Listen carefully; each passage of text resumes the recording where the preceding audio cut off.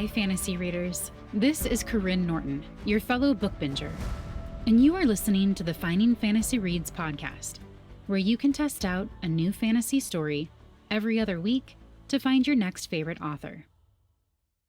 Those of you who have been around for the first 3 seasons might have noticed a slight change to the intro. Instead of sharing a story every single week on the podcast, we're sharing a story every other week.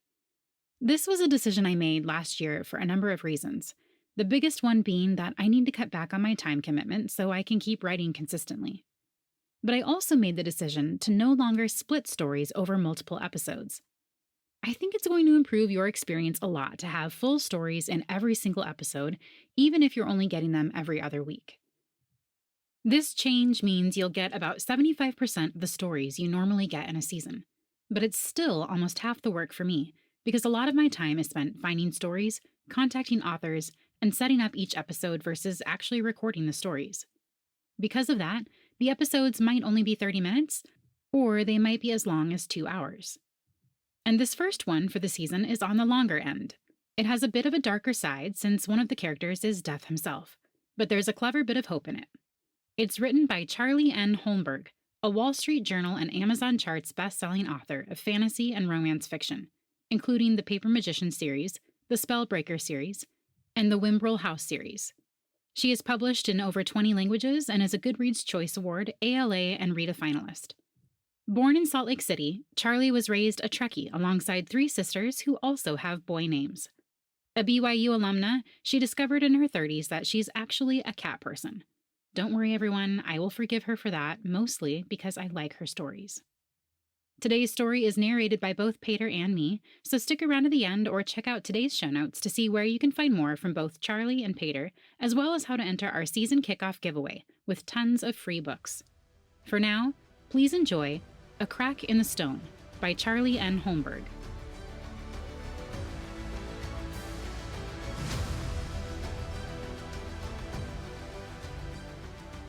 Souls painted the entirety of the underswept a deep shade of blue. Many thought of hell, the afterlife, whatever they might call it, as gray, black, or even white. But it was blue. Why, Saedriel had never been able to determine, even after centuries upon centuries. The steep walls, blue. Spiraling stalactites, blue. The river without water, blue. All the same shade of deep slate blue, so much so that no mortal eye would ever be able to separate the river from the mountains. Perhaps that was why Saedriel preferred to wear red. He wanted to be seen, even when he never was. This was his kingdom, his inheritance, and his destiny, and he alone walked it, his footsteps echoing so many times they made no sound at all. The unstirring air was so cold and humid it would kill a mortal body, which meant Saedriel had no visitors. None that made good companions, anyway. The dead did not speak, not in the mortal world, and not in the underswept. He walked to where his newest harvest descended, souls collected from a plague in her maid. The country lay about 200 miles from Zareed, across the southern ocean, behind a wall of uninhabited islands. Saedriel smirked and ran a long finger up and down the gold chain of his ruby amulet. He still had a nasty habit of measuring mortal geography from that backward desert nation. How quaint. He did not allow himself to dwell on it. He had visited the souls themselves right as their bodies expired. He'd pulled them out so they could drift down here. The underswept shadowed every physical place in the mortal realm, and that shadow filtered the souls. They were a slightly darker shade of blue against the other blueness, roughly human-shaped, quiet and liquid-like, though there was no physical state to aptly describe a soul, not to a person who hadn't seen one, touched one. He touched them now, a glide of his fingers on each as he strode by. Flickers of pale light erupted at the contact, then rippled outward, casting a subtle shimmer across each soul. A blessing of sorts, a welcome, a key to the afterlife. The spirits would linger here for however long they needed before the lords beneath deemed it time to recycle them. Who the lords chose and why, even Sadriel didn't know. He had his place, an endless, large, and lonely place. He chuckled. Not that death was lonely. By all accounts, he rarely got a moment to himself. Grabbing the edge of his scarlet cape, Sadriel lifted it up to the edge of his wide-brimmed hat, blacking out the blue for a moment. When the cape dropped, he stood in a different part of the underswept, this one with fewer mountains and more endless plains, devoid of grass and life. The river without water laced through it, carrying the shimmer of souls. Here was the shadow of the Meering, a little nation on the tip of Sosador, so far from Zareed that he could measure it with nothing less than the turn of the planet itself. The Meering was half a planet from Zareed, and it was at war. There was always war somewhere, and in the quiet between battles, new battles emerged, fueled by hatred and greed and all those other pesky human traits that kept him busy. Sadriel didn't know why the Meering warred. It wasn't his business to know, only to glide by on his many rounds and dissect souls from flesh with a touch so they could gradually find this cheery place. They filtered in now, 11 of them, wriggling like newborn snakes.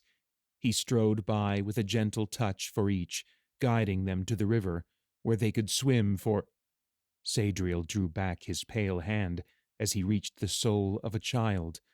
A girl, his well-trained eye could tell. He had not yet touched her, and yet she carried the shimmer of the river, the approval of death, the key to the underswept. He had not given it to her. "Curious," he said aloud. The word was lost to the empty plains. "Wherever did you come from?" Had he harvested a little girl? Probably. He rarely remembered their faces. It was too much to remember them. Too much work and too much— everything. It was not his purpose to remember. He had not been created to remember, only to shepherd. Still, he touched the girl's spirit to see how she would react. There was no spot of light, no additional shimmer to her constitution. She seemed to look at him briefly before following the others to the river. He watched her go, eyebrow furrowed, lips downturned. He touched 2 more souls, both of which behaved appropriately, accepting his welcome before merging with the underswept. 1 out of 11. How peculiar. He wondered why, how. It was not his purpose to wonder, but wonder he did. The living realm so seldom caught his attention, but for the moment, the mortals held it. Sadriel knew the path of the dead the way an old woman knew the pains in her joints. He followed the one the Meering souls had taken into the underswept, and the cold, wet blueness washed off him like mud in rain. He blinked and stood in the mortal world once more. Even after eons, the colors of mortality shocked him after a stint in the underswept. Hurt his eyes, he might have said to his few past companions, but in truth, the colors were beautiful. The Meering. It was Al-Kusha 150 years ago, before the uprising. The mortal world seldom changed, but mortals constantly did. What they ate, how they dressed, how they spoke. They'd once uttered the first tongue, Angrian. It was Sadriel's first, too, but those words had died with all but the scholars, and her. Shaking himself, he took in his surroundings. He was inside an atrium of sorts, with sandstone walls and tall rectangular windows without glass or screen. Hot, summery air swept through them, carrying the scents of smoke, grain, and livestock. There was an empty dais in the center of the space, with pyramiding steps leading up to a stone oval. A few mats, some draperies, and people. 6 of them, dark-skinned and humbly dressed, though flashes of color highlighted each's clothing. An old woman with a swath of indigo draping her torso swept the floor with a straw broom. a man with a vividly orange belt rolled up mats. Two adolescents wearing matching teal hats bickered with one another in the corner. A woman with skin black as obsidian, her head shaved nearly to the scalp, watered lilies at the base of the altar on the dais. She wore more color than most, orange, red, and indigo braided across her collar and flooded down her shoulders, and a similarly braided belt of indigo and green hung slanted on her hips. Behind her, another woman, this one middle-aged, passed and touched the water-bearer on the back before crossing to the adolescents and barking at them to be quiet. They spoke Alkusha, or a variant of it. Sadriel didn't need to study the words to understand them. He knew all languages, dead, alive, and yet to be born. His ears picked up on the dialect without effort. "Better things to do," the woman snapped at the adolescents. "Go help your father. God knows he needs it." Sadriel walked slowly around the perimeter of the room, examining it. He didn't have an immediate recollection of being here. He shepherded so many. But the path of the girl's spirit led to this place. There were no signs or symbols to denote what the building was, though it looked like a temple. A simple temple, but a temple nonetheless. The colorful woman set her clay-watering jug aside and turned toward the sweeping elder. "I can finish that, Ab," she offered, though she didn't step away from the dais. The old woman slowed. "It is mostly finished." She set the broom inside the lip of the doorway. It, too, was a large rectangle, broader than the windows, covered by a sheet of salmon cloth. "As is this," said the man, who stood with his last rolled mat and presented it to the colorful woman with the tip of his head. "Where would you like it?" The colorful woman took a step back. "With luck, we will not need it soon. In the corner with the rest." The middle-aged woman, turning from the now fleeing adolescents, clucked her tongue and strode over to the man. "You forget yourself, Haja. Keep your distance." Chagrined, the man took 2 full steps back before turning to a shadowed corner, where mats, blankets, and other riffraff lay. Sadriel frowned and followed him. He detected the lightest scent of death here, but that did not give him the answers he sought. "Go, I must pray," the colorful woman said. "All ready?" replied the other. "You are diligent as always." "I feel it now," she explained. "Please take the others and go. I will be about the village shortly." The man dropped his mat and turned, passing through Sadriel's left arm and shoulder as he did. He shivered, but otherwise went on his way, a little quicker once the feisty woman returned her ire to him, ushering him out like a hunter with dogs. Within moments, the temple was empty, save for the ebony woman at the dais. Perhaps there was a second floor, and the girl had passed there. "It is a rare honor," the colorful woman spoke, "to have Undendi himself grace our village. Far rarer for him to linger." Sadriel turned and glimpsed the woman from beneath the broad rim of his hat. Her black eyes looked right at him. He hesitated and tilted his head, waiting for her to look away, to address someone else, to continue this method of prayer. But she didn't. She held his gaze, save for when she clasped her hands before her and bowed. She saw him. Only the dying saw him. The dying and the few mortals with magic carrying the tune of the underswept. Very few mortals. And this mortal was quite obviously alive. He walked around her then, keeping a wide berth, watching her eyes follow him. A smirk pulled up his lip. "How interesting. What are you?" She considered him a moment. "That you ask such a question shifts what I've been told. Unless you are not Undendi, but a spirit from beneath?" Her eyes lowered. "But no, you wear the ruby." Sadriel's steps halted abruptly, one hand brushing the heavy amulet of his necklace. "You are familiar with death." She nodded. Light from the windows highlighted her high cheekbones when she did, making her look severe. She appeared to be in her 30s, though early or late he couldn't tell. I am Agala Unde Andendi, a priestess of death. I have known you all my life. She spoke softly, her dialect of Alcutia lyrical on her tongue. Sadriel snorted. Have I stumbled upon one of the few mortal hovels that deems to worship me rather than fear me? Worship and fear are connected, are they not? She strode away from the dais, not toward him, but toward a window, where she glanced out into the village beyond. He understood then. She'd dismissed the others to keep them away, and now checked to ensure they stayed away. Worship and fear, indeed. Solve a riddle for me, if you would.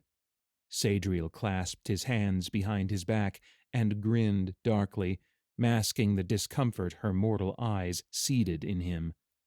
A young girl passed from these parts into my realm, but she seemed to know her way, as though she'd been there before.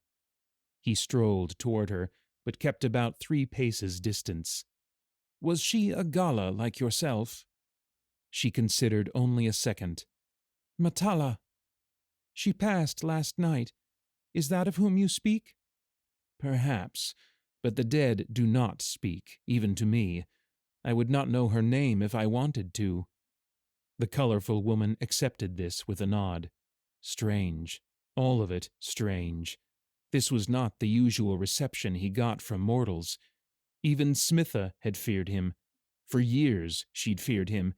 If he instilled any semblance of terror in this priestess, she masked it remarkably well. She was not a Gala Unde Andendi, but a daughter of the village. She passed from fever, from many things, but the fever is what killed her. I am the one who marked her soul for your domain. Did you not know it? Perhaps deeming their conversation truly private, the woman turned from the window and looked at him now, truly looked at him, and clasped her hands behind her back just as he did. She approached him, her long skirts swishing about her legs, until she stood but a pace from him. He noted gooseflesh rising on her bare arms, but was that from his chill or evidence of fear? She studied his face unabashed, stoking that discomfort in him. Sadriel wasn't used to feeling uncomfortable. He wasn't accustomed to any of this. I have seen you before, only briefly, often a mere flash of red. That is, in part, how I knew you. Pursing full lips, she walked around, studying him, then bowed again. Once, as a young girl, I thought I glimpsed your face, but the years eroded the image. Her eyes shifted back and forth, as though reading his every feature. Forgive my impertinence. Have you come merely to ask after Matala? Or is there something— She paused, eyes drawn to his chest, no, to his necklace. Sadriel snorted. Of course a mortal would be distracted by that amulet, a ruby the size of her fist. It would buy a great many material things. Human minds were all so very— You carry the shadow of death, she murmured. Sadriel narrowed his eyes.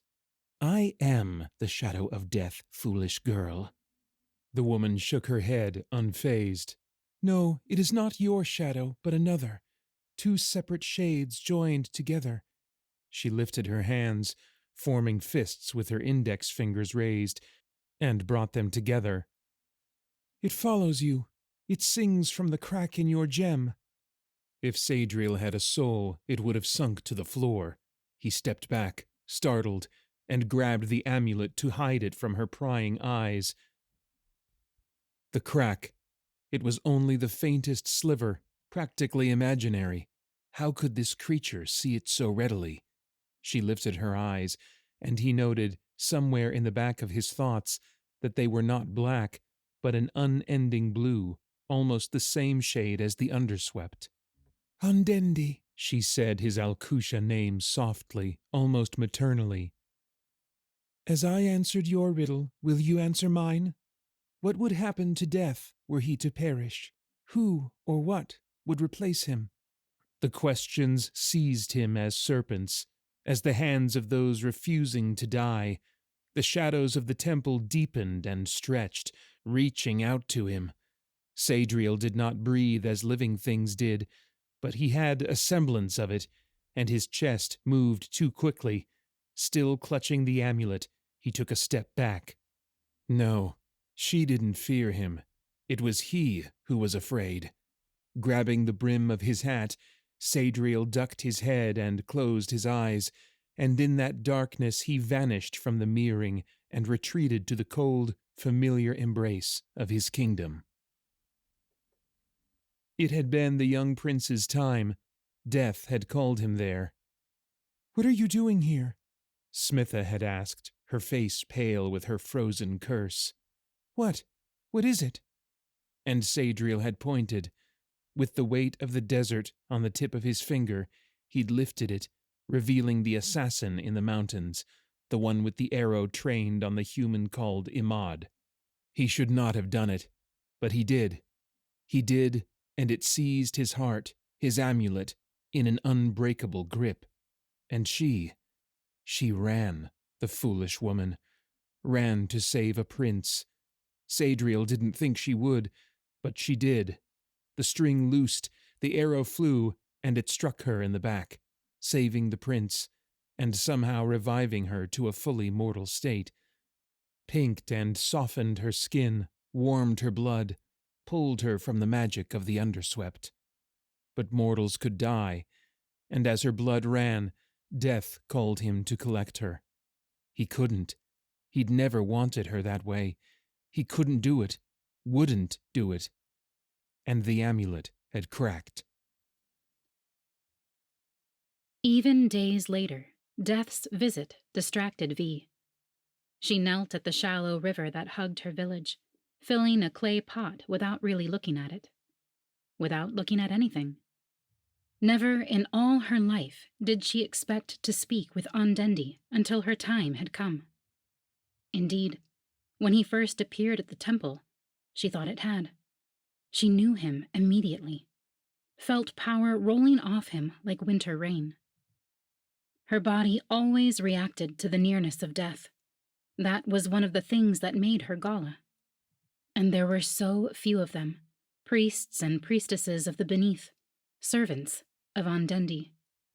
Few enough that others were only hearsay, spoken of in passing merchants and eager refugees.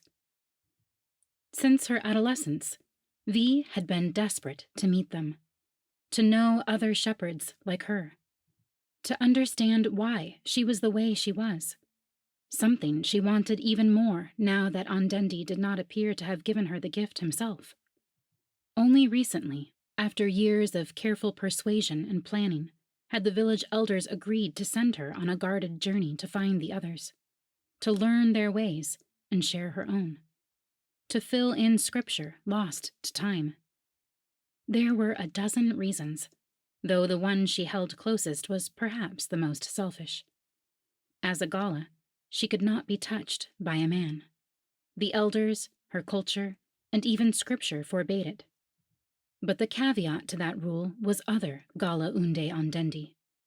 Should she find a man with the gift in her travels, he would be a potential mate for her, a sire for her future children, a partner she could touch, wed, and whisper to in the darkest hours of the night.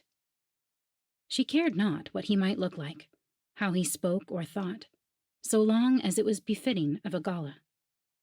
The more she allowed her thoughts to linger on the possibility, the more she craved it.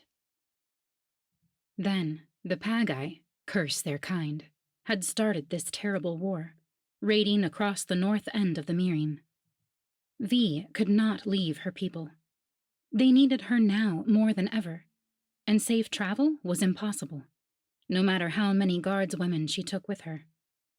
She shook herself, banishing the self-pity.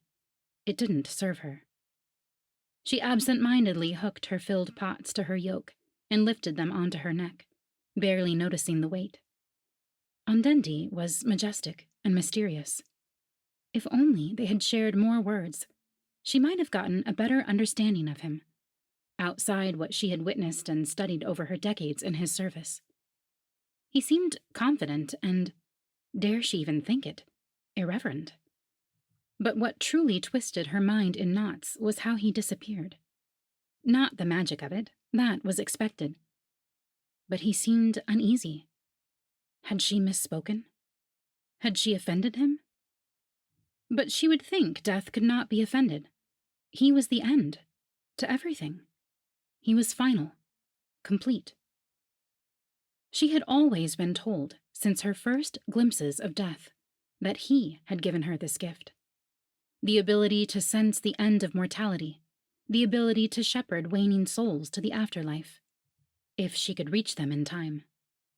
It was a sin to pull a spirit from its body before its time. Yet Andendi had appeared to be surprised with her and her knowledge. If he had appointed her a Gala Unde Andendi, then why did he not know her? The scriptures were fractured. She knew that. Pieces were missing and skewed over eons. She did not know the truth. And if Andendi did not return, she would never be able to ask until she, too, passed from this life and joined the great river. And yet, she hoped he would not return. Her curiosity was not worth the suffering of her people. And oh, how they suffered. She reached the temple. Haja was there, loading donations of rice onto a wagon to be taken to the soldiers. So little rice, and so few men left to fight. It made Vi feel small and worthless. Her gifts could not stop the raiders.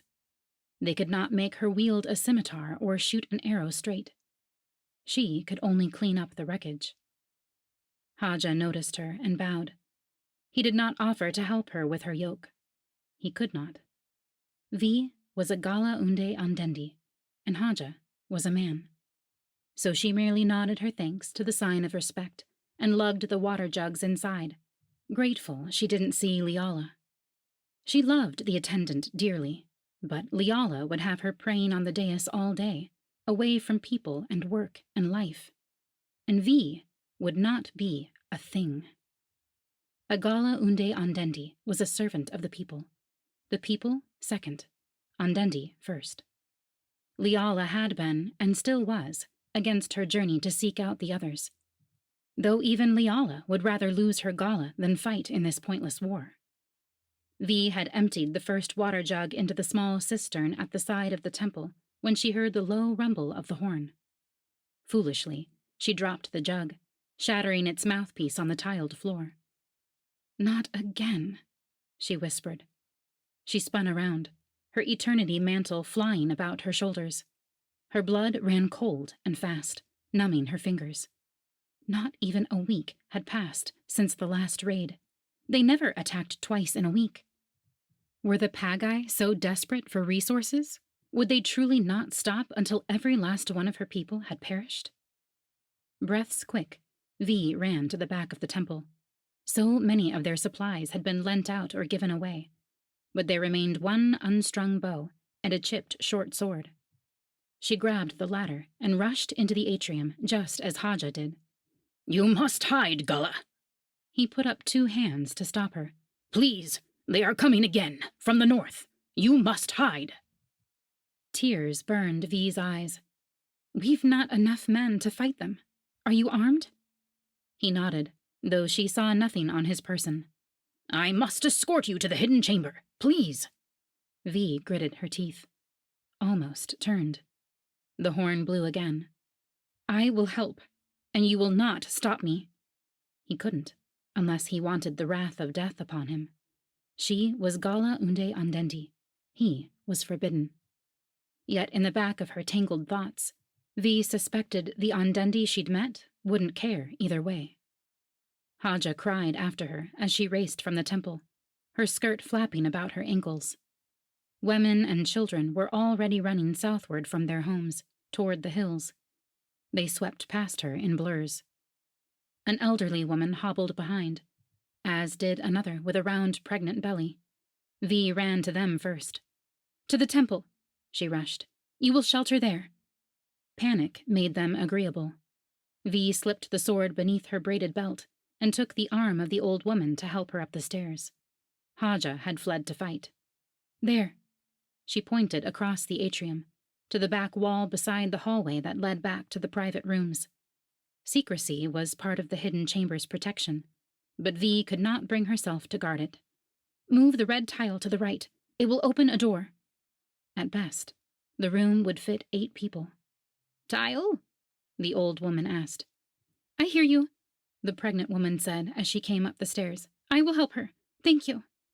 V clasped the younger woman's hand in hope before hurrying back into the street. She found a father trying to usher 3 young children toward the hills, but they clung to him, wailing and begging. V helped peel them off so the man could fight, and she guided them into the hidden chamber. The horn blew a 3rd time, but cut off abruptly. The cold undulating in her body warmed suddenly, until it was nearly too hot to bear. Her skin pebbled, and her mouth went dry. Death. It had already descended upon the Mirren. More of her people would be slaughtered today. Kneeling in the street, V closed her eyes, ignored the tears running from their corners, and offered up a prayer of supplication and mercy. She ended it, as always, with, But as life breathes in, may death breathe out, and let us not step upon thy jurisdiction. She rose and ran northward, heard a thump as someone barricaded the door to their humble home from within. The cries of battle sounded far ahead of her, in the north. A plume of fire crawled into the sky. What use would this land be to the Pagi if they burned at all? A scream ripped through the village to her right, freezing V in her tracks. A girl's scream. She whirled and picked her way between market stalls toward a row of huts, caught some muffled, panicked cries. Instinct warned her to slow down, to be a shadow, to not be seen. The whispers of death floated across her skin. A life hung in the balance.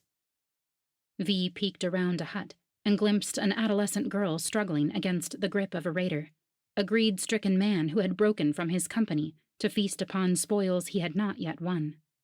He tried to drag the poor girl into a hut. Rage flooded V, making her feel too light on her feet as she surged forward, chanting death prayers in her mind, pleading for concealment. Her prayers were answered. The girl struggled so vehemently, the raider never sensed V's approach. V was a Gala Unde Andendi, a shepherdess of death, not the executor of it. And yet, when she brought up her blade with both hands and sunk it into the raider's back, she felt only justice. First, he dropped the girl, who scrambled away on her knees and hands. She ran without looking back. Smart child. Then the Pagi man's knees gave way. V's sword came free as he fell forward. He never laid eyes on her. V lowered the blade, checked over her shoulder for any other raiders. Then she knelt at the body, careful not to touch it, and hovered her hand over the bleeding wound. She closed her eyes and hummed deep in her throat, a low, steady tone, as low as her voice could manage. She moved her hand back and forth, back and forth. Heat flared in her limbs and sped her pulse. Pass from here into the next. Pull from the ether into the ground. Life marks the path ahead, and death lights it. Walk to the lights of death. Measure each step. Move forward and onward to the world beyond. Leave behind your sins, my child, and let your spirit be clean. The heat flashed out of her. Her heart settled. It was done. When she opened her eyes, he was there, kneeling but a pace in front of her, near the head of the fallen raider. His wide-brimmed hat cast no shadow in the relentless sun. His pale, sharp features all pointed toward her, his amber eyes alight and narrowed on her face. His heavy amulet pulled earthward. A cry came from the north. Another person fallen. But V could do nothing for them until the war ceased. So, this is how you do it. Andendi tilted his head to the side. A little hand-waving and a chant. Yet it works. He leaned forward, holding her gaze. "You've the underswept in your eyes." "The underswept?" she asked, barely above a whisper. "My kingdom." He pulled back, considering her, waited a long moment. V said nothing, only studied him as he studied her. The moment felt sacred. "Well," he said after a minute had passed, uncaring for the corpse between them. She blinked. "What is it you seek, Andendi?" He smirked. "I don't mind that name. It's fluid. Artful, even." "Is there another name Death prefers?" She rolled her lips together. Appearing amused, he said, "You may call me Sadriel, if you wish." She tasted the syllables on her tongue. They felt ancient and powerful. Sadriel swept his hand out, gesturing to the dirt road. "You are a priestess in a temple dedicated to me, are you not? Will there be bowing? Or groveling? It's usually groveling from those who have the chance to behold me." "What," she asked in quiet tones, "would I grovel for?" He paused. That smirk returned as he lifted a single pale finger. "Do you not hear it, my dear? Their screams, their anguish? This man is your enemy." He gestured to the corpse. "And your kin die by the dozens. Will you not beg me to spare them?" V's chest grew heavy. Her mind played through the names and faces of those in her village, many of whom she would not see in the light of life again. She sat with that heaviness, acknowledged it, and thanked it. For to feel sorrow was to have loved, and love was the greatest of all the gods' gifts. "No," she answered, "I will not. I understand the work. I am a respecter of death." She caught the surprise on his countenance before he masked it with a grimace. Dipping her head, she asked, "Have I offended you, Sadriel?" He scoffed, but she detected no mirth in the sound. "You are a rarity. You intrigue me." "Do you not know many like me?" She met his vivid, otherworldly eyes once more. He shook his head so subtly she barely perceived it. "I know none like you." Was her mission to find other Gala already ended, then? The horn blew behind her, a higher note. They'd driven the raiders off. She exhaled slowly, letting her nerves trail out. She had work to do now. Sadriel stood, still casting no shadow. "What is your name?" "I am called V." He pulled his cloak over his shoulders. "I will return, V." He faded into the air with those words, as though he never were. V stood, legs shaky, and gained her bearings. Andendi, called Sadriel, would return to the Mirren. It sounded like a promise. But his return would mean more death, and however alluring death had become to her, she could never wish that upon her people. V knelt in her narrow room near the back of the temple, her thigh pressing against the frame of her bed, feeling the confused weight of Ab's watch as a yoke on her shoulders. The lid to the woven basket in which she kept her personal things lay at her feet, and atop it the wooden box that held all the coins she'd saved over the last 6 years in the hope that the elders would approve her quest to scour the Mirren and beyond for others like her. To search for those who could break the curse of isolation her well-meaning people had placed on her. It had been done for her protection, and she'd indeed been protected all her life. To think, had the raiders never come, she might be as far as Tirgad by now. The sigh slipped through her nose so slowly it made no sound. She scooped up a handful, then another, of the precious coins, and poured them into a hogskin pouch. Then she stretched her arm toward Ab, who leaned against the doorway. "Give this to Liala. She must go to Anchor." Ab pressed her lips together. Anchor will not help us. The Pagi can't reach them.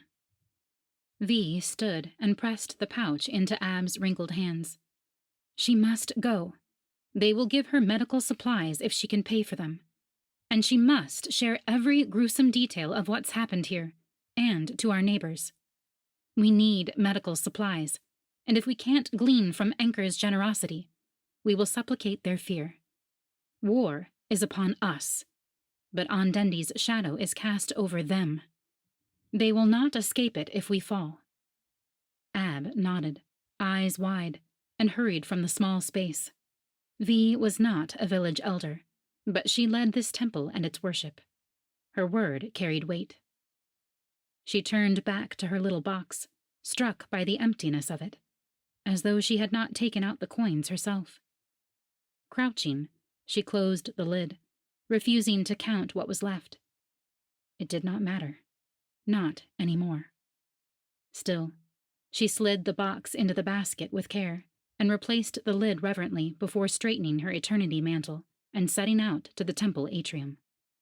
Today, it was filled with pallets of the fallen. The injuries were varied.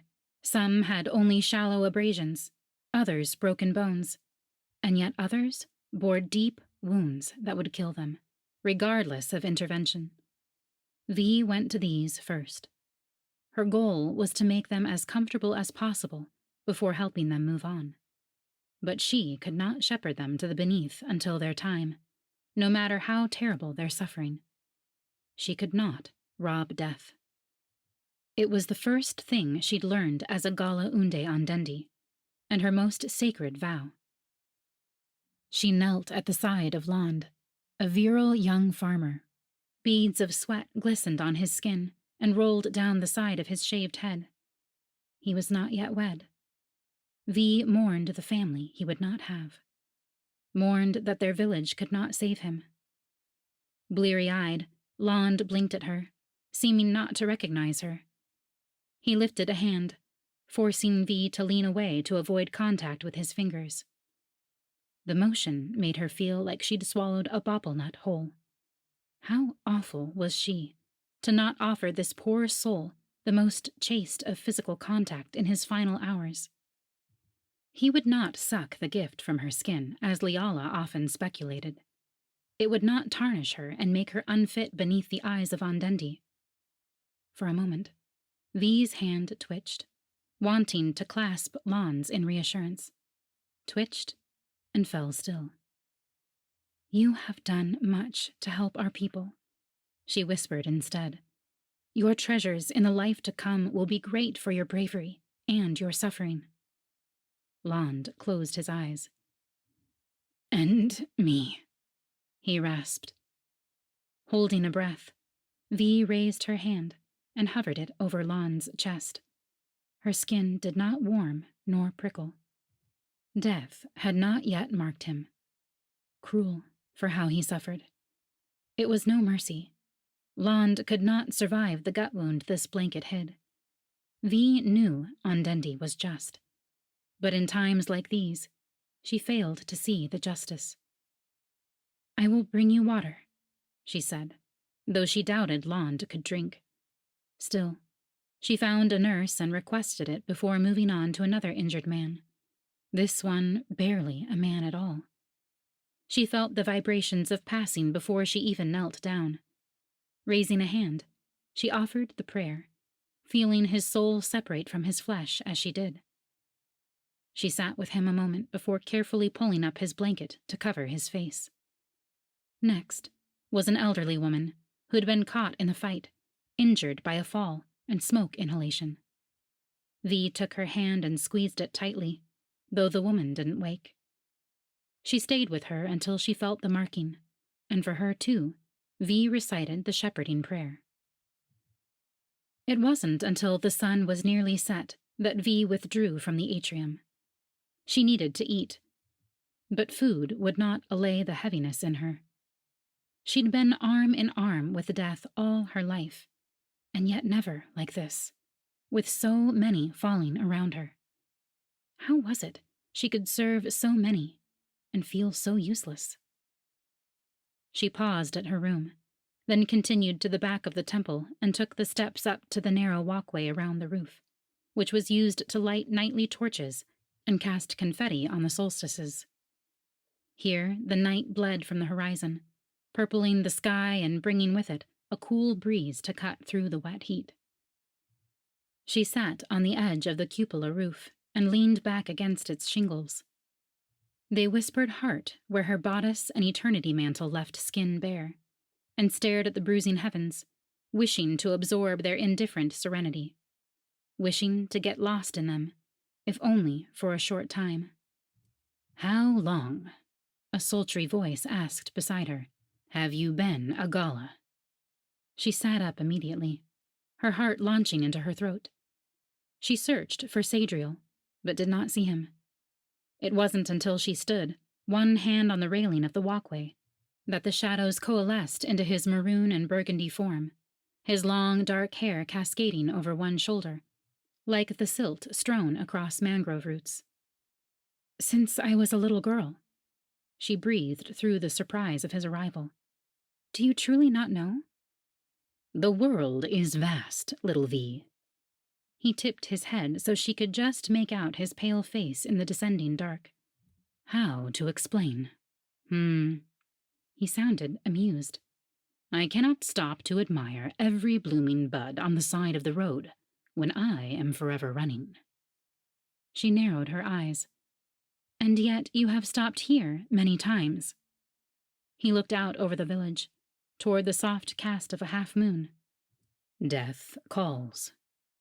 "But he seldom lingers," she countered, daring to move closer, wishing she had light to read his countenance. But with the battle, no one had lit the torches. "Has our flower caught your attention, Sadriel? Will others in faraway lands suffer for our conversation?" It was nearly a chuckle. "The suffering of mortals is not my doing, only their end. You should know this." "I know the laws that bind death, and I respect them.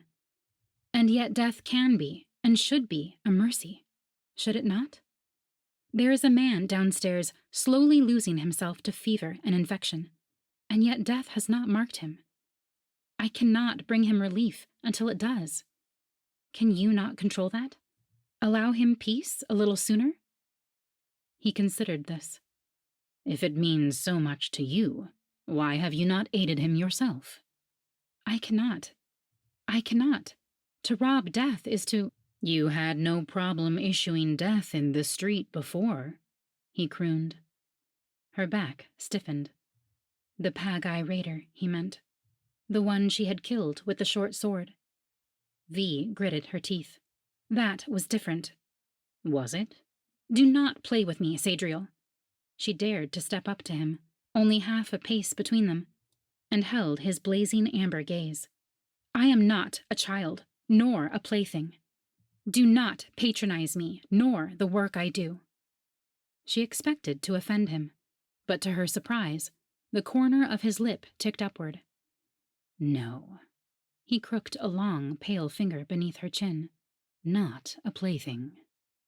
His cold touch screamed through her body like a storm's first thunder.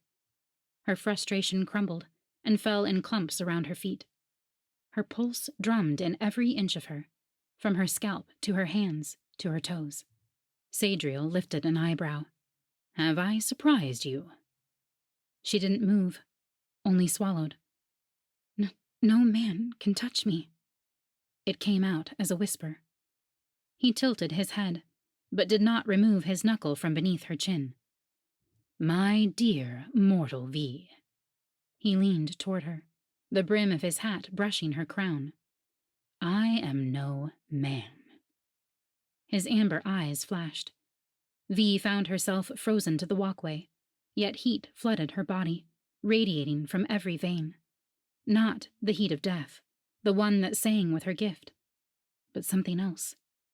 Something different from the blaze of the sun or the burn of the fire, but just as radiant, just as powerful. What did it mean that Sadriel, the bringer of death, if not the personification of it, could so easily break the social structure in which she'd been caged. And who would know he bent the bars? No one but V and the dying could behold him. The torchlighter could come up the stairs right now and believe V entirely alone. Sadriel smirked at her, and she wondered if he could sense her thoughts. There was still so much she didn't understand about him. Surely he must have known, must have basked in it, for his hand trailed from her chin down the length of her neck to the hollow of her throat. She shivered. His touch mirrored that cool, gentle breeze stirring the night. She dared not move. Wasn't sure she could. Sadriel's fingers slid across her shoulder. He spoke in low tones, again reminiscent of the breeze. "Would you come with me if I asked?" The question snapped her to alertness. "Come with you? What do you mean?" He dropped his hand. "You understand me perfectly." Swallowing, V retreated a step, resisted the urge to hug herself and calm her racing pulse. "You would have me leave my people?"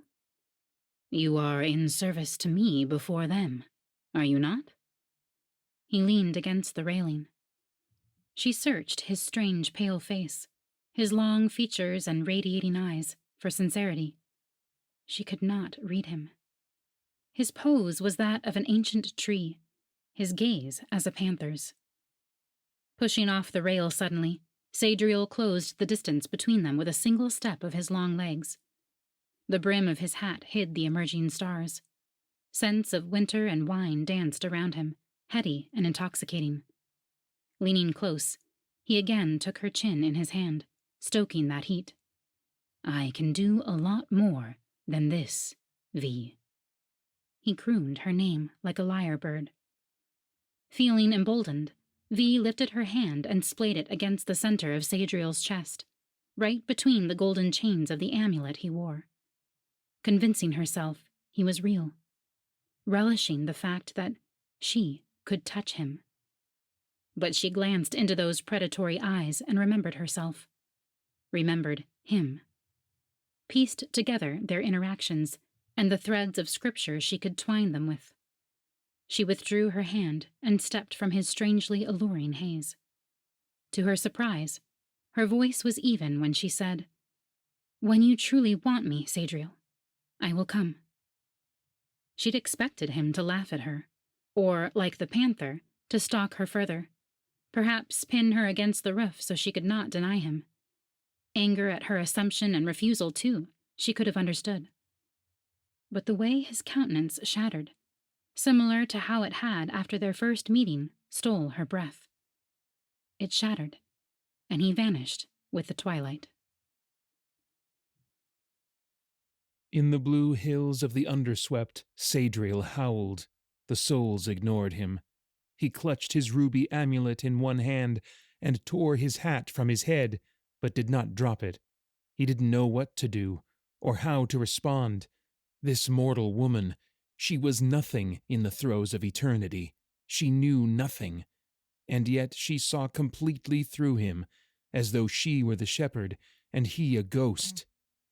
He was death. He was the ruler of hell and the finality of life. He was the gatekeeper and the sentinel, infinity and zero. Who was she to call his bluffs, to question his purpose, to twist his intent? Sadriel drew in a deep semblance of a breath before returning his hat to his head. He walked, absorbing the cold silence of his kingdom, mulling over their interactions. He supposed V of the Mirroring was not unknown to him. She'd known him since childhood, so she claimed. But what rankled him was her eyes. She had the underswept in her eyes. Why? Did the lords beneath intend to replace him? With a mortal of all things? He dug his thumb into the crack of his amulet, squeezing hard enough to tremble, then released it, his anger evaporating. She had the underswept in her eyes, so she saw facets of Sadriel even he himself didn't understand, parts of his being he never studied too closely, for they counteracted his purpose. but they grazed his thoughts now, soft as a soul. He should not have asked, regardless of intent. He was not a being meant to want, meant to love. He was not created for such things. And yet he found himself reaching for the edge of his cloak.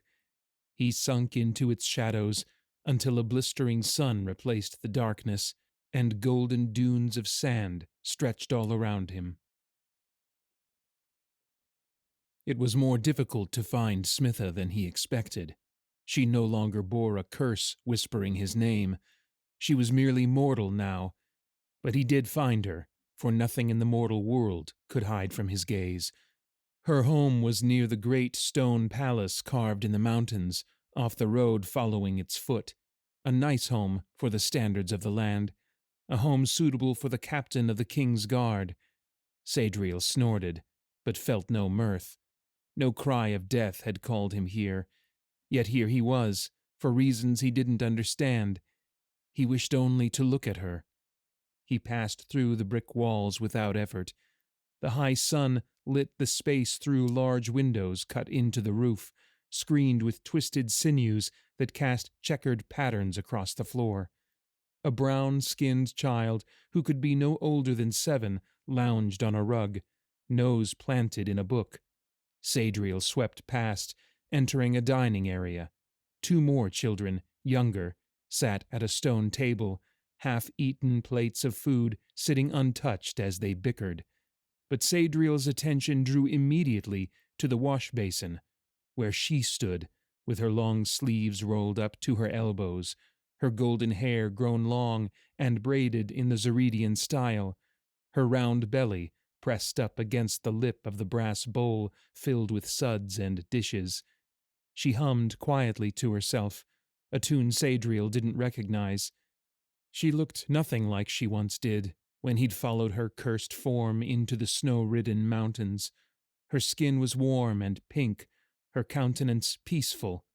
Not even a decade had passed since Sadriel last beheld her, and yet she seemed a stranger to him, a stranger from a story he'd read and forgotten.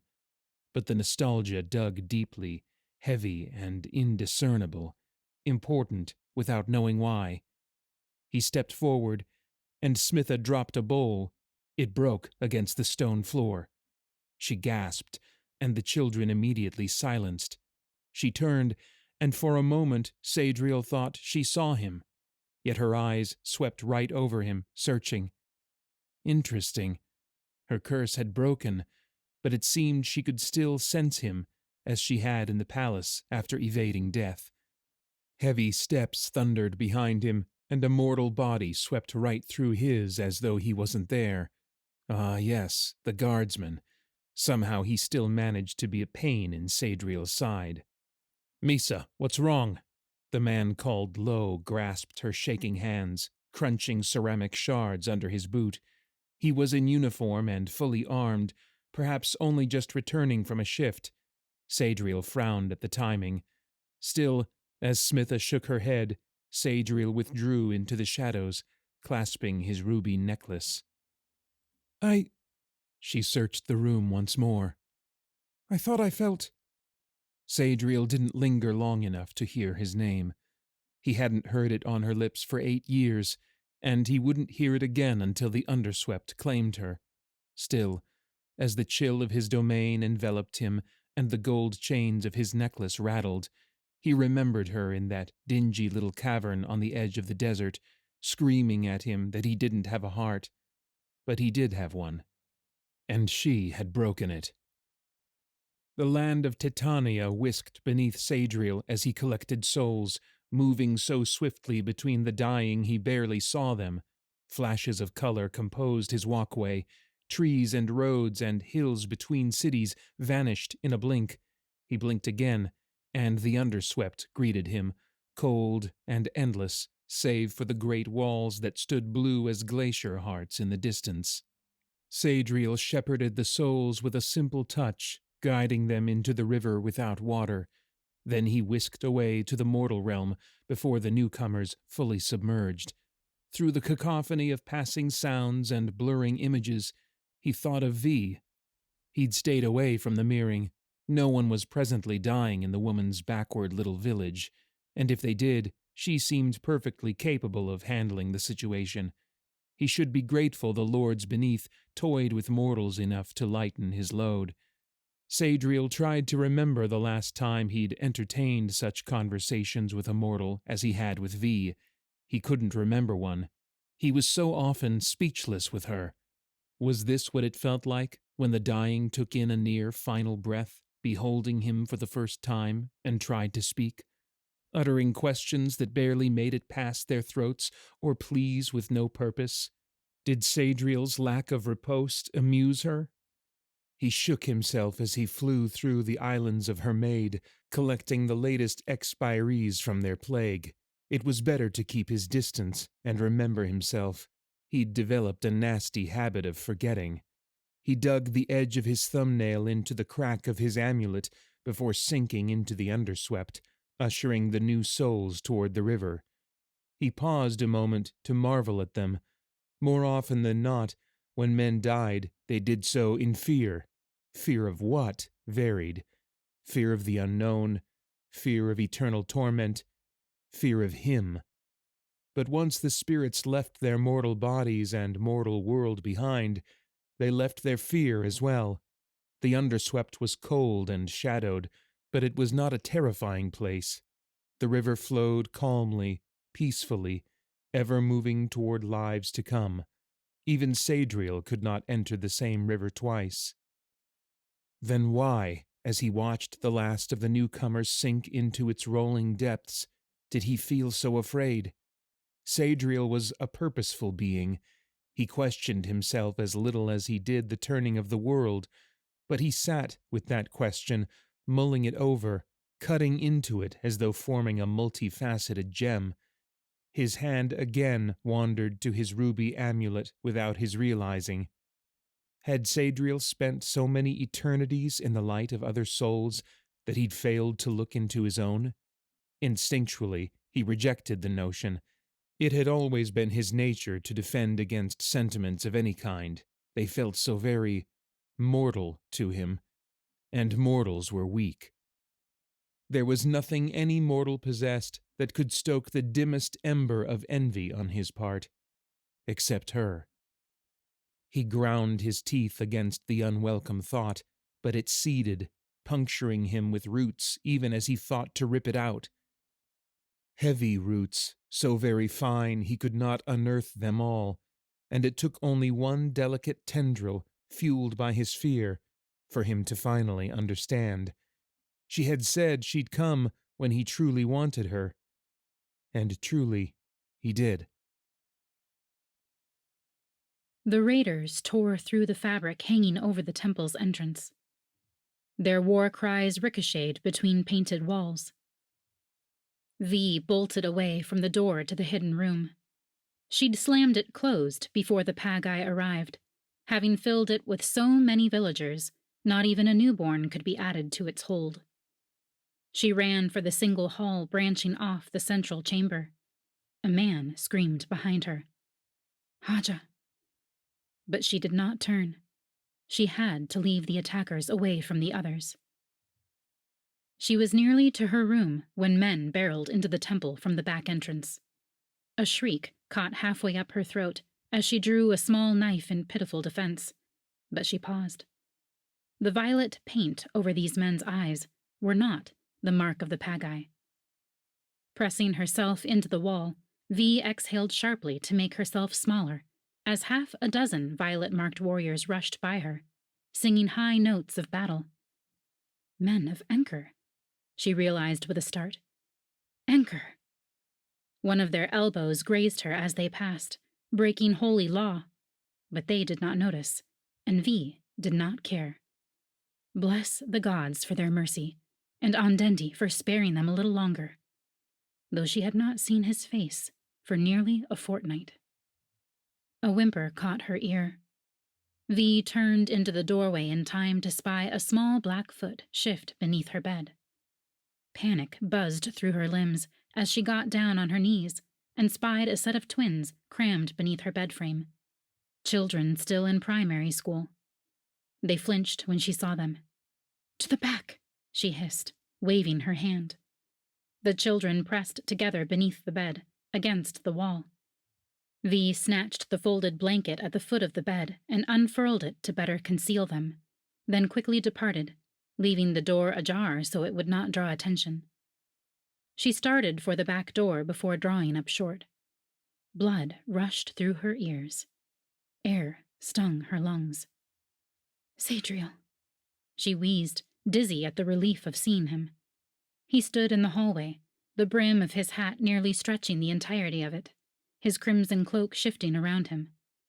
His dark high collar emphasized the pallor of his somber face, and his amber eyes blazed as setting suns. She couldn't remember the words that died halfway up her throat. She only saw the widening of those heavenly orbs as a Pagi man's sweat-slick arm wrapped around her neck, and sharp pain bloomed in her back, skimming along her spine. It sucked the air from her chest and the moisture from her mouth, radiated in a way that turned her to stone. Still, as strength leaked from her legs, she thought, this is how it must have felt. In her mind's eye, she saw the Pagi man in the street, collapsing under the strike of her sword. This is justice. And like that man, she fell, the raider abandoning her before she hit the ground. She blinked gray from her eyes. She'd fallen on her side, but cool hands moved her onto her back. It hurt, in a distant way. The rest of her was detached. Yet she still recognized Ondendi's face above her own.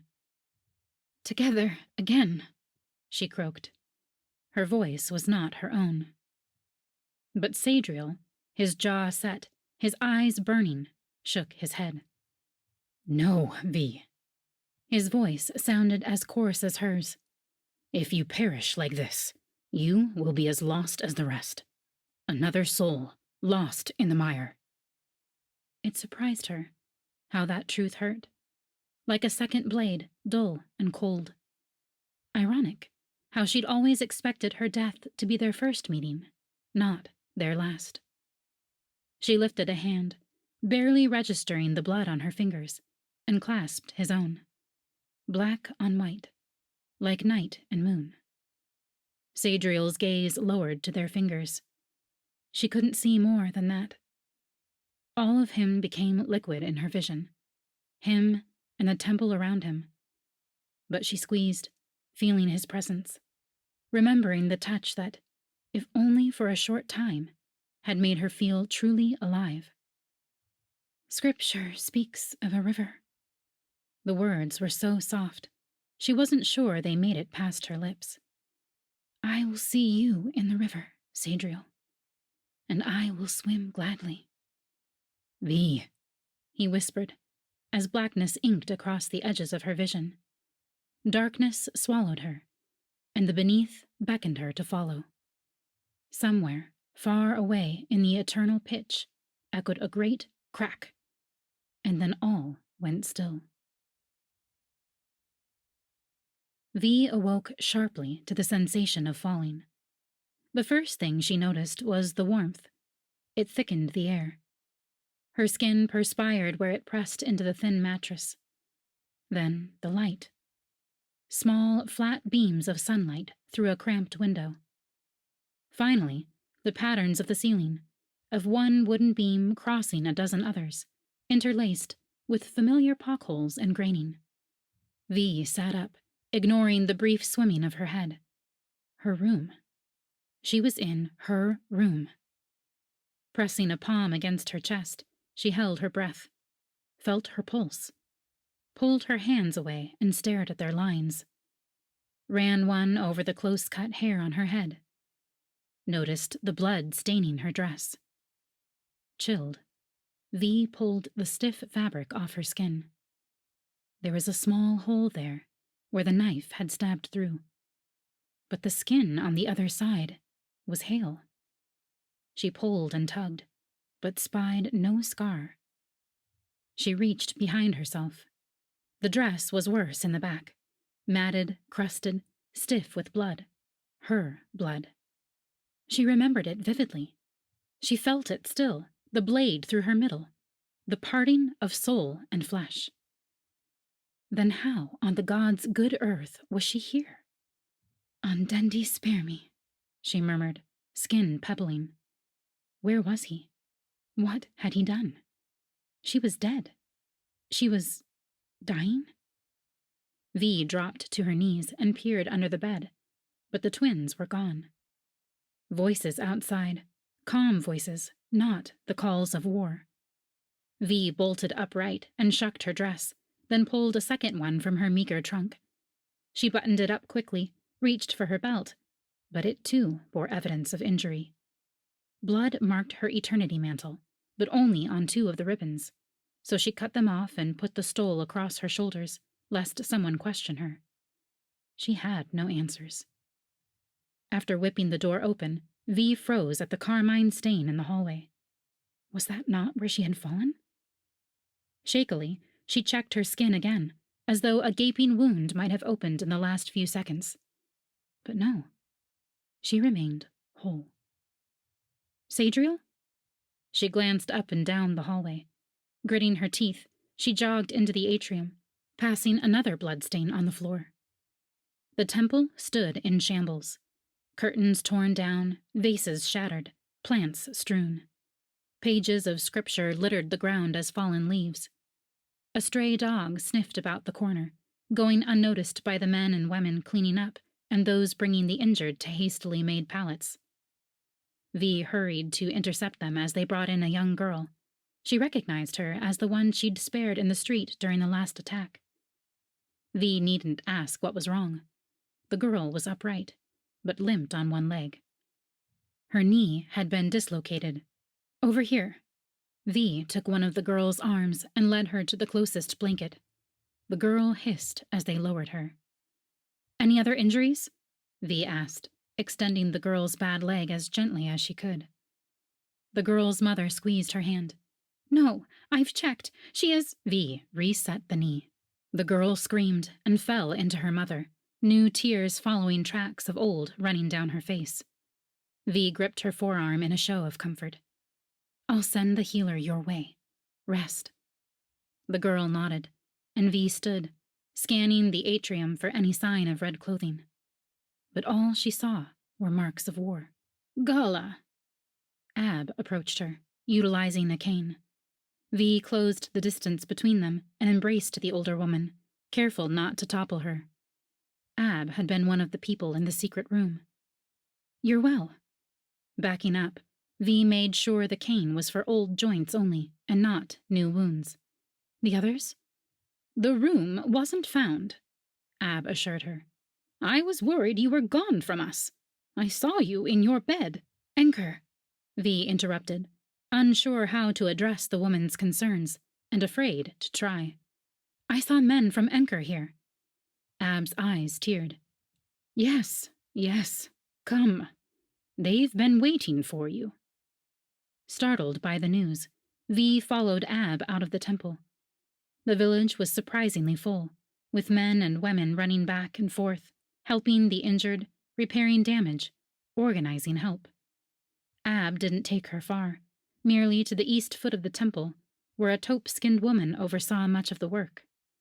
The long pearl earrings she wore denoted her as a wise woman. The violet paint on her face? Enkern. V approached and bowed. "We are honored to have you among us." The woman's gaze went first to V's mantle, then to her face. "You are the Gala Unde Ondendi." She didn't smile, but her face softened. "I am Tor. Your woman told us of the Pagai plight. She helped us open our elders' eyes." Lifting her chin, she looked out over the village. "I knew these raiders were dangerous, but our elders are stubborn. When a Gala Unde Ondendi senses death, death comes." A shiver coursed up V's back. She, too, looked around, searching for a white-skinned being among the workers, a flash of red against sandstone and wood. He was not there. But dozens of warriors marked with violet paint carried planks and yokes. "You drove them out," V murmured, and bowed again. "We are in Enker's debt." "There is no debt." Tor spat and rolled her shoulders. "We do not have a gala in Enker, but after this, our people will understand the importance of one." She met V's gaze. "When your village stands strong once more, come to us." V nodded, somewhat numb. "I will do as you ask." When the village had settled, when the new guard had posted and the injured slept, V searched for him. On bare feet she padded through the temple, scanning the shadows lingering in quiet corners.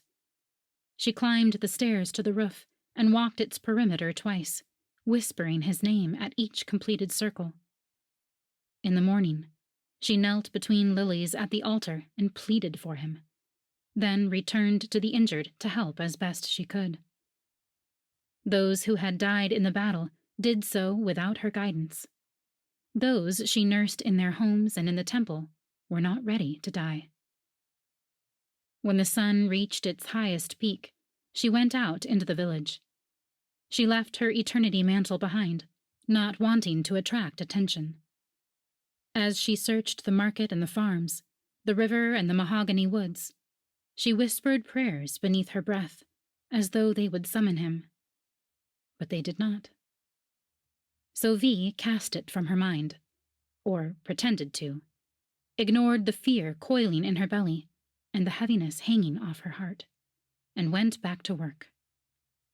She scrubbed the floorboards outside her room, and when her efforts did not remove the stain, she took a draw knife to it, cutting out the marks of her passing and evening the boards before sealing them with oil.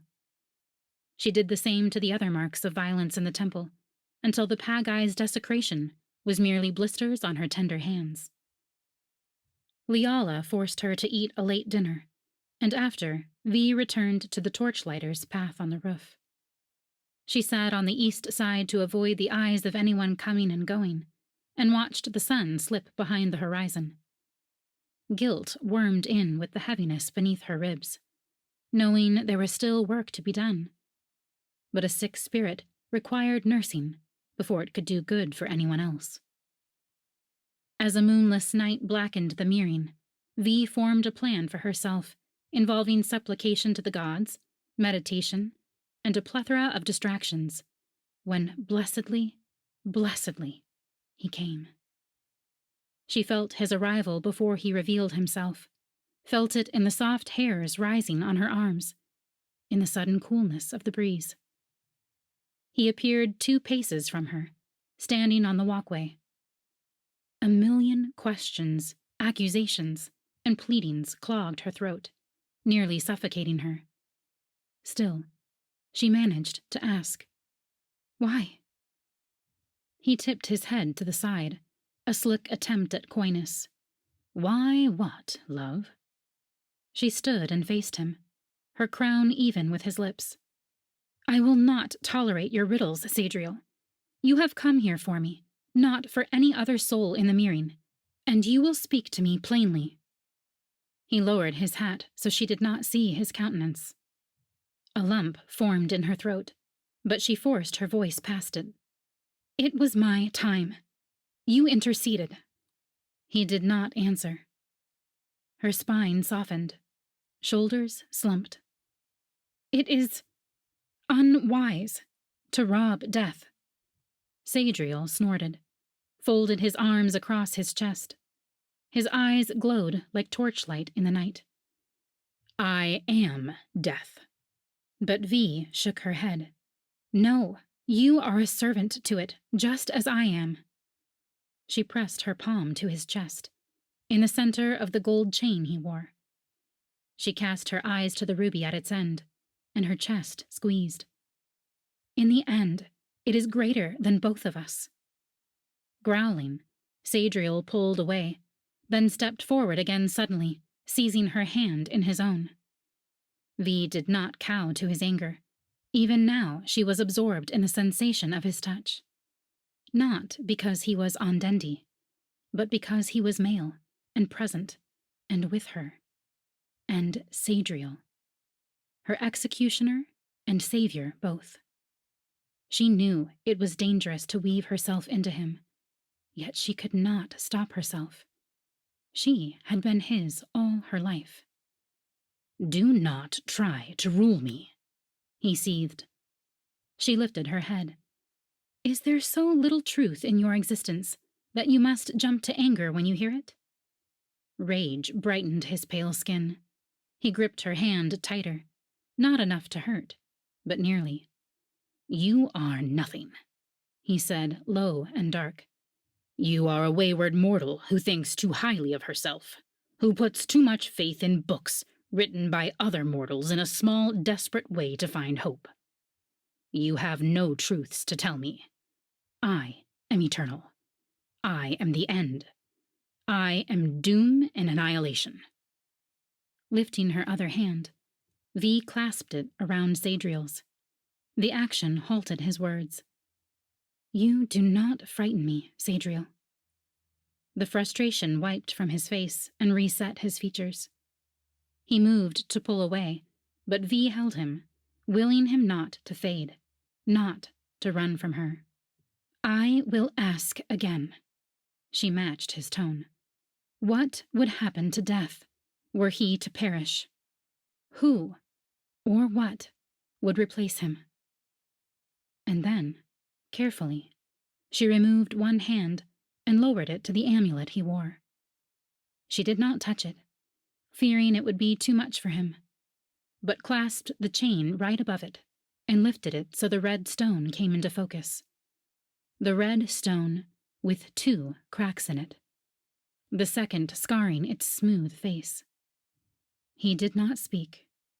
His hand turned colder around hers. She held that ruby between them a long moment, a truth he could not deny, no matter how sharp his words, before lowering it, dropping it. Finger by finger, Sadriel released her, but he did not move away, and neither did she. Birds sang into the moonless dark. Scents of burning wood drifted from the torches. When Sadriel spoke, he did so evenly, with little inflection. "What lore do you know of this?" He did not gesture, but she knew he meant the amulet. "Not much." She searched his face. "Something about it being the marker of death. It was how I first knew you, when my gift manifested." Sadriel shook his head. "No, it is my heart." Shivers swirled over every inch of her. "When the lords beneath created me," he continued, "they made me from shadows and winter, from decay and stone. And as they formed me, they pulled this from my center." He palmed the ruby and chained it to me. I cannot take it off. Weak-kneed, Vi leaned against the cupola roof and took a few seconds to absorb this. "How many times have you robbed Death?" Sadriel grimaced. "Twice." She expected the number, but it hurt all the same. Death counts in 4s. Or so it did in Scripture. "You've only one more it will forgive. Do not do it again." That smirk returned to his mouth, half false, half true this time. "Would you miss me so desperately, Gala?" She considered that, sat with it a moment before pushing off the roof and standing by her own strength. She ensured his eyes bore into hers when she answered, "I would not wish to learn another, whether it be by my death or one of my people's. It is your face I want to see." The smirk fell. The brim of his hat caressed her forehead. They stood like that for several heartbeats, until Sadriel lifted a long-fingered hand and touched the side of her face. "Gala!" came a man's voice, and Sadriel vanished as a candle dropped in water. Inhaling sharply, Vi came to herself, spying the torchlighter at the corner, touched her cheek, cleared her throat. "Yes?" She noticed then that the torch on the far corner had gone out, or perhaps hadn't taken to the flame. She couldn't recall if it had been lit upon her arrival. her skin pebbled. She sensed Sadriel behind her, his eyes boring into her back. The torchlighter bowed, then looked around. "Who were you talking to?" V plastered on a smile. "I simply wanted some fresh air. I was reciting prayers." She paused. "Prayers of gratitude for being spared, for I recognized how deep a sacrifice Undendi made on my behalf. His is a gift greater than any other, and I will cherish it, always." A sweep of cool wind behind her. Sadriel had gone, truly this time, but he had heard her. The torchlighter bowed again. "You speak in wisdom, Gala Unde Undendi. I will light this and leave you to your worship." He did, and she worshipped long into the night. Sadriel did not return. For 3 days, V waited for him on the roof, allowing herself that selfishness, that heartache. For it hurt each night she waited, and it hurt each morning she didn't see him. Until recently, Sadriel had been hers only in glimpses as he swept past, collecting the souls she couldn't reach. She wondered if now, with that cracked stone burdening his neck, he would return to being only glimpses. It would have to be enough. He was right. She was a simple mortal, and he was an eternal being. And she thanked the gods that no more in her village passed from the afflictions of the Pagi, and chided herself when the gratitude pained her. V was a woman of her word, so when her people were well and the temple again quiet, she packed her things and walked south with Liala and 2 guards to Anchor. A local farmer brought her to Tor, the wise woman, who took her to the tent of the elders. Within was only one woman, hair and eyes white with age, who smoked a pipe of sweet-scented herbs. V sat across from her, with Tor and Liala at her sides.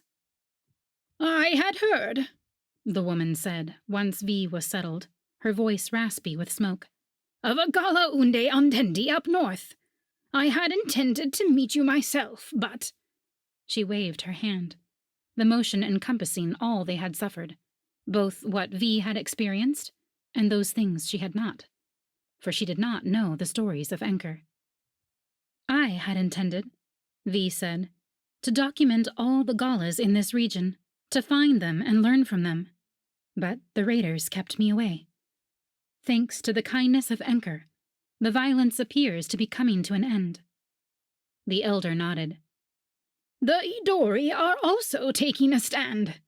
I have convinced them of the benefits." Tor cleared her throat, as though disagreeing, and V masked a smile.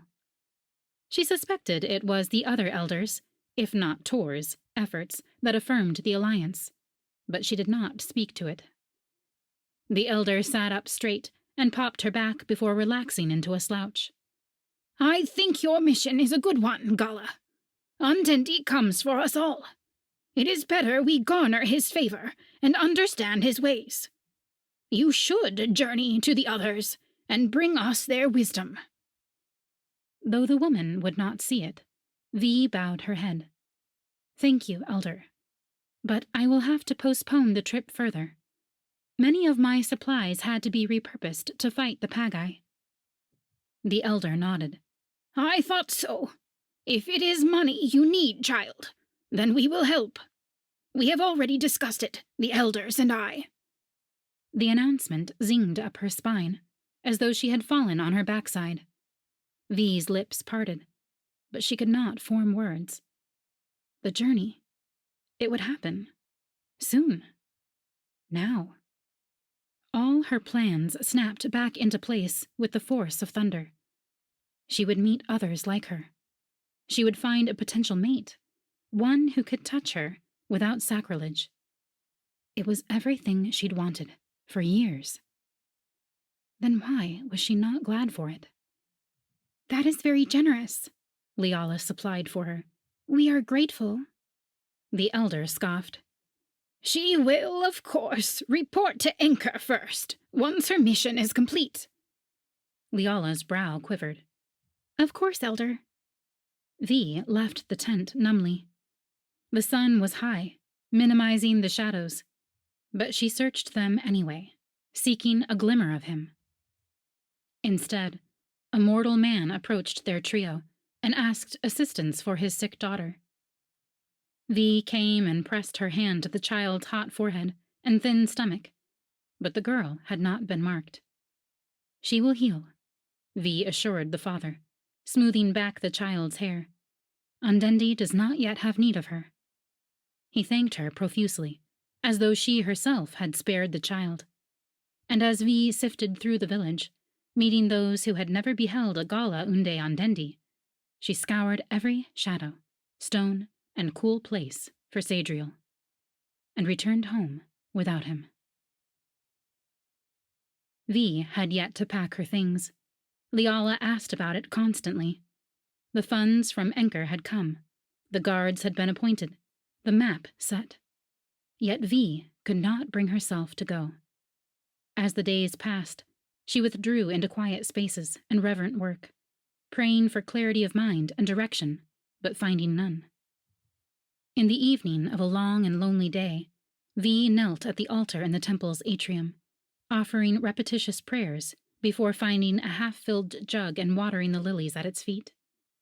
As she straightened to put it away, she thought she spied a flash of carmine from the corner of her eye. Nearly dropping the jug, she turned toward the hallway, searching, but spied nothing and no one. She set the jug at the altar and walked toward the hallway, listening to the evening bug song through the windows. A flash of red at the end of the hallway. She was sure of it. Yet as she crossed the floorboards she'd painstakingly scrubbed and sanded, she saw no other trace of him. Only another flash at the back door. Hope blossomed in her chest so suddenly she gasped at the ache of it, pressed a fist into her sternum, and followed out into the cooling air, up the narrow stairs to the torchlighter's walkway. The torches flamed brilliantly as she passed them. She waited for a flash of red, but none came. Hope crinkled, leaving hollow spaces between her ribs. Gripping her skirt, V followed the path around the roof, to the first corner, the second, the third. There he was, sitting against the slope of the roof, looking up at the budding stars. V's body felt too light, like air had replaced her blood. "I don't pay attention to them anymore," he said, nose pointed heavenward. "But they're still striking, even after so many years." V approached quietly, as though her presence might startle him away. She didn't dare look up, for fear he would not be there when she glanced back again. After a beat, his amber eyes drew toward her. He sat up, elbows on his knees, a youthful pose that oddly suited him. "V? Sadriel?" He watched her approach, settled into the silence. "There are no stars in my kingdom." He spoke it like a confession. She might not have grasped his meaning had he not spoken in such a way. But he had, and she understood, and her heart beat hard and full. She'd known her answer ever since spying him in the hallway of the temple during the final Pagai battle, before the raider ever touched her.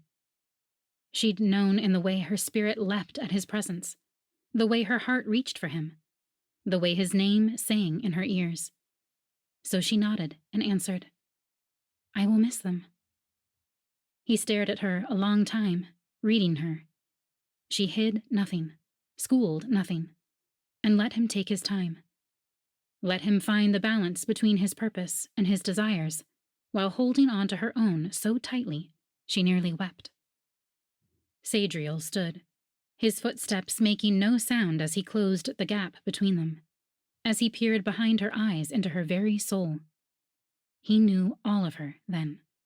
She felt it deep in her core, like her very essence would unravel if he asked it to. "V," he murmured, touching the side of her face, his fingers lightening against her skin. "Will you come with me?" She bowed. It felt right to do so, to present the respect she'd had for him all her days. She bowed, and when she straightened, she whispered. Yes. He dipped his head toward her then, shielding her with his hat and his cloak, and pressed his lips to hers. His touch was cold and hot all at once. Her senses filled with the fragrance of winter and falling leaves. As her own mortal chains fell at her feet, Vi cradled his face, kissing him with all she had, offering it on an intangible altar for his taking. She would never meet the other Gala. She would never marry. She would never have a family of her own. And yet, as the world faded away and she with it, it felt strangely like coming home.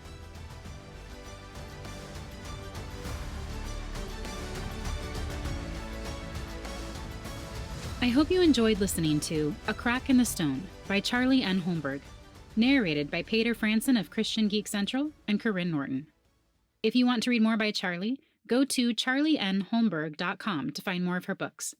I highly recommend signing up for her newsletter so you can get another free novelette called Illusions of Love, in which a magician's assistant falls in love with him, only to find out he must choose another woman as his wife at an upcoming ball. I'll have a direct link to snag it in the show notes.